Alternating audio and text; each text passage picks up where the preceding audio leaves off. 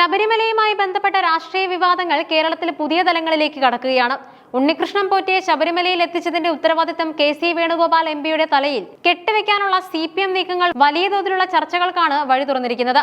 മന്ത്രി M.P. രാജേഷ് ഉൾപ്പെടെയുള്ളവർ ഉന്നയിച്ച വാദങ്ങൾ ചരിത്രപരമായ രേഖകളുമായും കാലഗണനയുമായും ഒത്തുപോകുന്നില്ല എന്ന വസ്തുതയാണ് ഇപ്പോൾ പുറത്തുവരുന്നത്. രാഷ്ട്രീയ ലാഭത്തിനായ വസ്തുതകളെ വളച്ചൊടിക്കുന്നത് എങ്ങനെയാണെന്നതിന്റെ ഉത്തമ ഉദാഹരണമായി ഈ വിവാദം മാറുകയാണ്.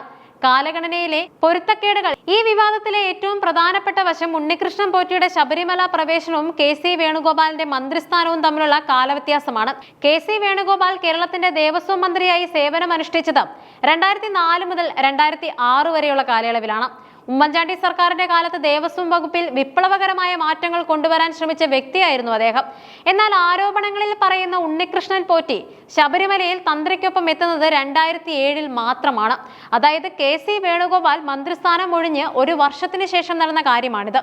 വേണുഗോപാലിന് ശേഷം G. സുധാകരൻ ദേവസ്വം മന്ത്രിയാവുകയും EMS നമ്പൂതിരിപ്പാടിന്റെ മരുമകൻ V. Guptan Nair Devaswom board president ആവുകയും ചെയ്ത കാലത്താണ് പോറ്റിയുടെ സന്ദർശനം നടക്കുന്നത്.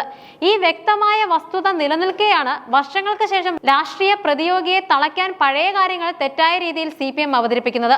ഒരു പോരാട്ടത്തിന്റെ ചരിത്രം. കെ.സി. വേണുഗോപാൽ ദേവസ്വം മന്ത്രിയായിരുന്ന കാലത്ത് അന്നത്തെ തിരുവിതാംകൂർ ദേവസ്വം ബോർഡുമായി അദ്ദേഹം ഒത്തുപോയിരുന്നില്ല എന്നത് പരസ്യമായ രഹസ്യമാണ്.